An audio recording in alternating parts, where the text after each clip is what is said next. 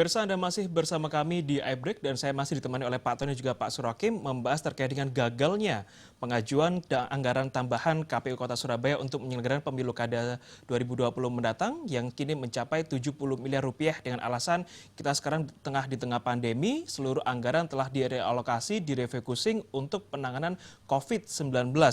Pak Tony, pertanyaan terakhir sekaligus closing statement dari Anda yang ingin disampaikan. Memang dikatakan tadi dari anggaran 208 miliar ini untuk penanganan COVID-19 baru 30 miliar saja yang dibelanjakan, yang terserap untuk menjadi berupa bantuan-bantuan. Namun apakah memang ada kesan wali kota ini atau pemerintah kota Surabaya ingin mengeluarkan dananya di akhir menjelang pemilu kada, di akhir masa jabatannya? Atau ada indikasi-indikasi ke sana atau seperti apa? Ya, kalau anggaran penanganan COVID kami menduga memang yang bantuan sosial, jaring pengaman sosial itu agak susah dipisahkan dari kepentingan pemilu kada. Buktinya April sudah disetujui untuk digunakan sampai bulan ini juga tidak terserap. Itu kan item untuk bantuan terhadap 265.000 KK MPR itu. Jadi kalau tidak dicairkan sejak bulan kemarin ya patut diduga itu untuk kepentingan pemilu kada. Nah, itu satu.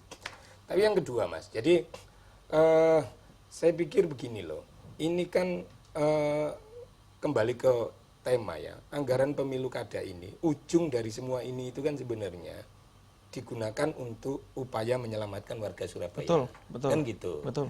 Nah, kalau kemudian alasannya karena anggaran cukup terserap untuk refocusing dan realokasi, padahal secara kasat mata anggarannya hanya 208 miliar, itu pun yang kepakai 30 miliar, ayo kita bandingkan apple to apple.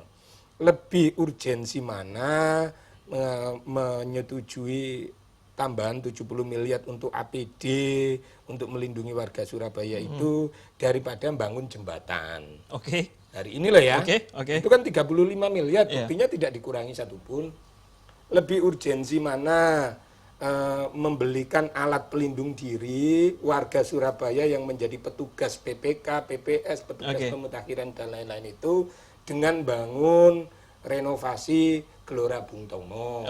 Ini kan soal komitmen kemanusiaan saja, biar pemirsa yang menyimpulkan bahwa Bu Wali ini mau meninggalkan legasi apa terhadap rakyatnya.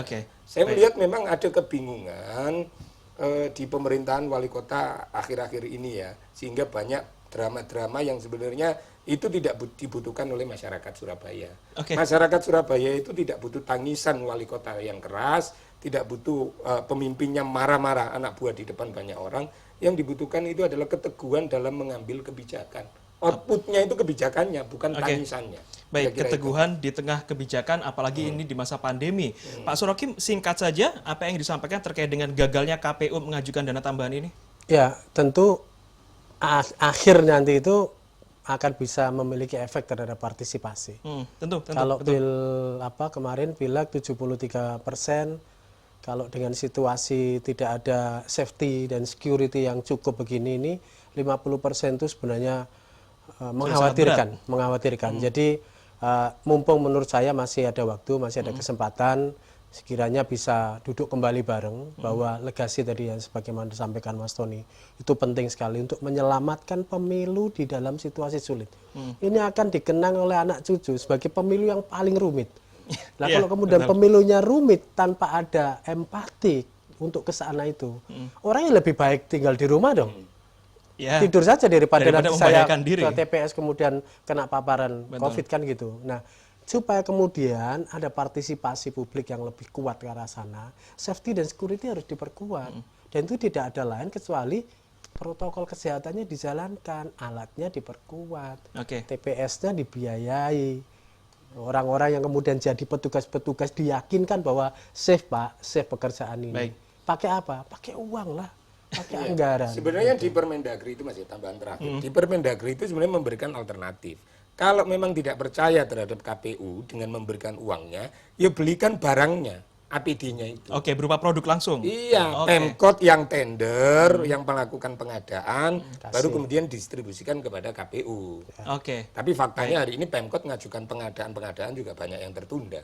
Oke, baik. Jadi memang bukan tanpa alasan KPU Kota Surabaya mengajukan tambahan anggaran di tanggal 9 Desember 2020 mendatang karena rencananya bagi masyarakat yang nanti datang ke TPS dan suhunya di atas 37,5 derajat Celcius maka akan diarahkan ke bilik khusus. Jadi biasanya kalau dalam satu TPS ada 2 bilik saja, rencananya KPU akan menambah 2 bilik sehingga total 4 bilik. Lalu terkait dengan paku sekali pakai, rencananya akan diganti dengan sarung tangan sekali pakai dan masih banyak metode lain yang digunakan terkait dengan persiapan jelang pemilu kada 9 Desember 2020 mendatang. Pemkot masih punya waktu untuk bisa berpikir dan apa yang ingin ditinggalkan di masa akhir jabatannya sebagai Wali Kota Surabaya. Pak Tony, terima kasih. Pak Suragem, terima kasih sudah di studio kami. Dan pemirsa, saya Oki Sandi mewakili kerabat kerja yang bertugas juga mengucapkan terima kasih atas kebersamaan Anda. Jangan ganti channel Anda. Setelah ini saya akan sapa Anda di Ayun Jatim dengan berita informasi teraktual di Jawa Timur. Terima kasih, sampai jumpa.